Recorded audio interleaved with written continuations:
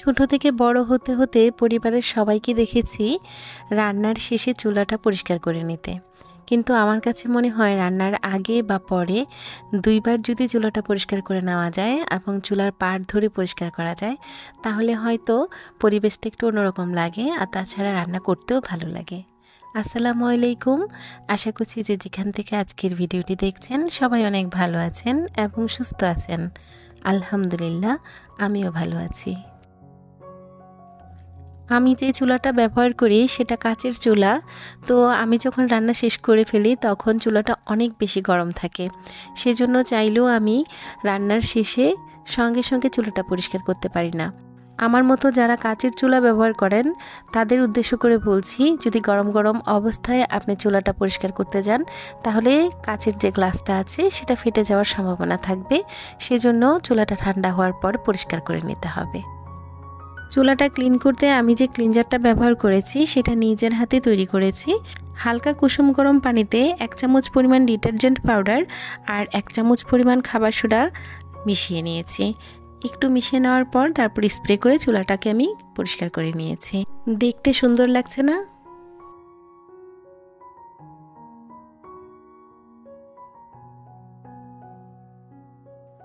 আজ নাবিহার বাবা বাসায় আছে, সেজন্য ভাবলাম আজকে একটু খিচুড়ি রান্না করব।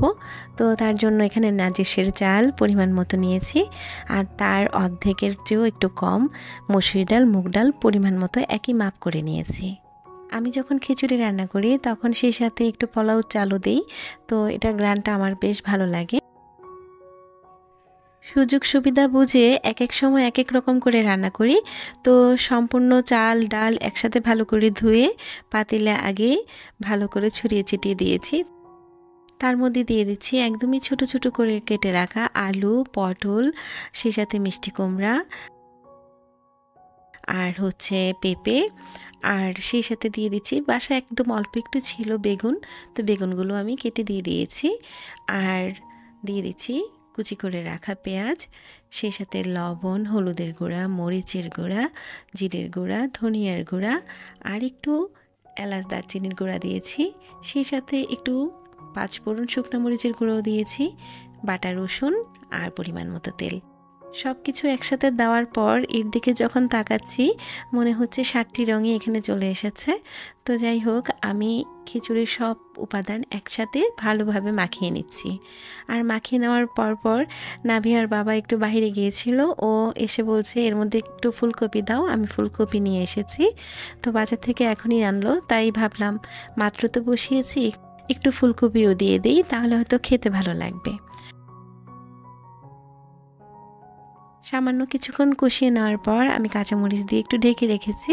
তো বারবারই উঠিয়ে নাড়াচাড়া দিচ্ছি যেন তলাতে লেগে না যায়।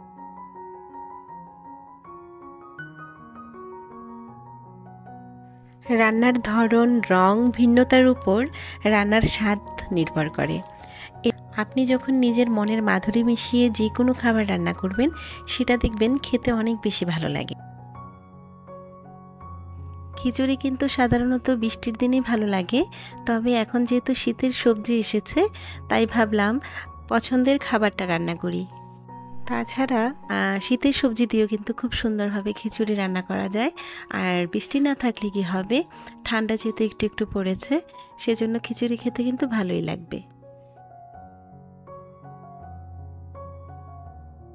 খিচুড়ির সাথে ভেবেছিলাম ডিম ভাজা করে নেব, তো মেয়েরা বলছে না মা একটু মুরগি রান্না করো। তো সেজন্য একপাশে খিচুড়িটা বসিয়ে দিয়ে মুরগি ভাজতে বসিয়ে দিয়েছি। তো যতক্ষণ পর্যন্ত না মুরগিটা রান্না হবে তার ফাঁকে কিন্তু খিচুড়িটা হয়ে যাবে, তো দুইটাই গরম গরম পরিবেশন করা যাবে। যেহেতু নাজিসের চাল ব্যবহার করেছি তাই হতে কিন্তু তেমন সময় লাগবে না, তো এই জন্য দমে দিয়ে দিয়েছি আর চুলার আঁচটা একদমই কমিয়ে রেখেছি। তার ফাঁকে মুরগিটা কষানো হয়ে গেছে, তো আমি এর উপর দিয়ে এখন একটু টমেটো আর ধনিয়া পাতা দিয়ে দিচ্ছি। দেশি টমেটো ছিল সেজন্য উপর দিয়ে দিয়েছি, আর আবারও ভাপে রেখে দেব। তো ভাপে ভাপে কিন্তু এটা হয়েই যাবে। ধনিয়া পাতা দেওয়ার পর কিছুক্ষণ ঢেকে রেখেছি যেন ধনিয়া পাতার ফ্লেভারটা পুরো খিচুড়িতে চলে আসে।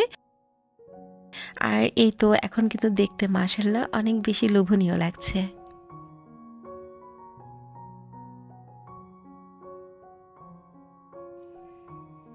কম বেশি আমরা সবাই জানি খিচুড়ি গরম গরম খেতে না পারলে কিন্তু ভালো লাগে না। তো সেজন্য চুলায় থাকা অবস্থায় আমি একটু বেড়ে নিচ্ছি। আর এটা যদি আমি বেড়ে টেবিলের উপর নিয়ে যাই তাহলে ঠান্ডা হয়ে যাবে, সেজন্য গরম গরম বেড়ে তারপর টেবিলের উপর নিয়ে যাব। তার ফাঁকে বাবা মেয়েরা ফ্রেশ হয়ে নিয়েছে, তো বললাম তোমরা টেবিলে চলে আসো, তোমাদের খাবার দিয়ে দিচ্ছি। তো এই তো ওদের জন্য একটু খাবারটা বেড়ে নিচ্ছি।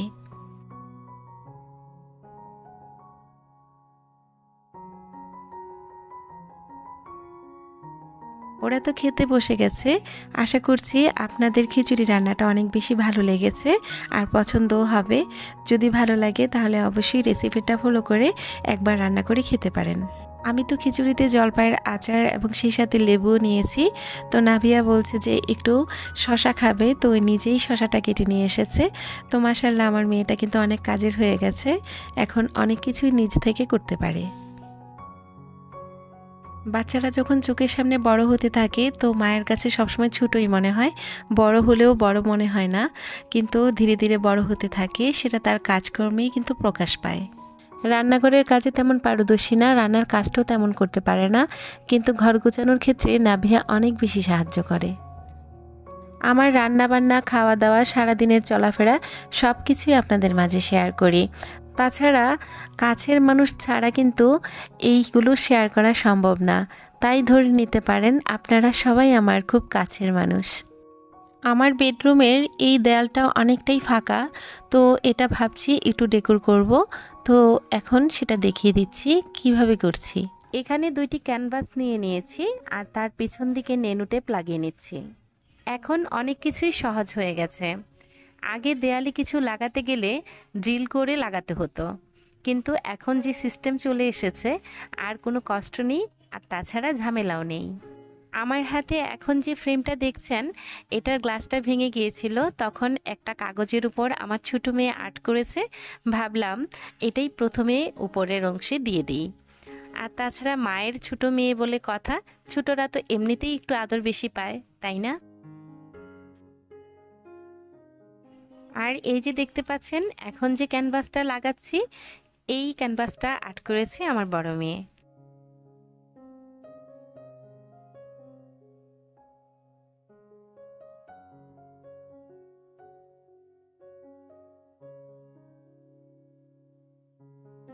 এখন যে পাতার ক্যানভাসটা দেখতে পাচ্ছেন, এটা আমি ইউটিউব দেখে আঁকার চেষ্টা করেছিলাম, একটু তো হয়নি। শেষমেশ আমার বড় মেয়ে এটাকে সুন্দরভাবে ঠিকঠাক করে দেখার মতো তৈরি করে নিয়েছে।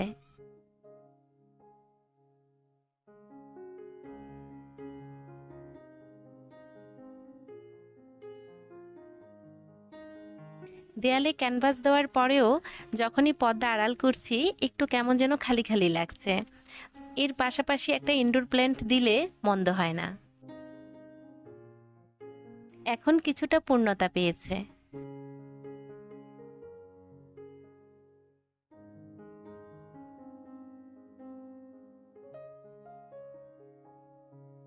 নিচের দিকে বেডের পাশে একটি কর্নার স্ট্যান্ড দিয়েছি, যার মধ্যে কিছুটা আর্টিফিশিয়াল রাখা যাবে।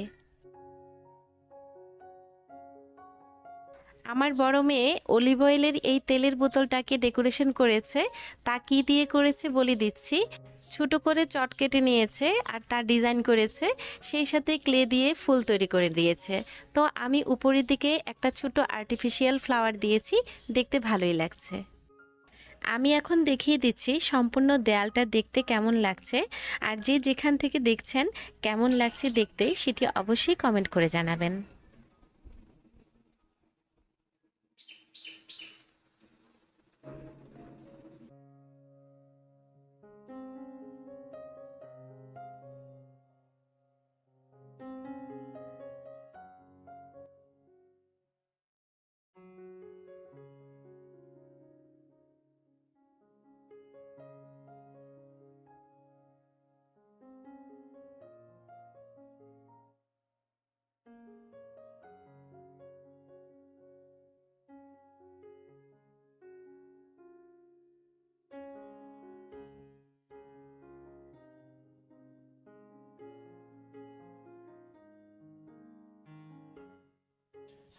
আশা করছি ভিডিওটি আপনাদের কাছে ভালো লেগেছে।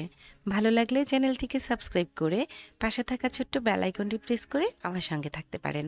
আজকের মতো এখানেই বিদায় নিচ্ছি। সবাই ভালো থাকবেন, সুস্থ থাকবেন। আবারও দেখা হবে নতুন কোনো ভিডিওতে। আল্লাহ হাফেজ।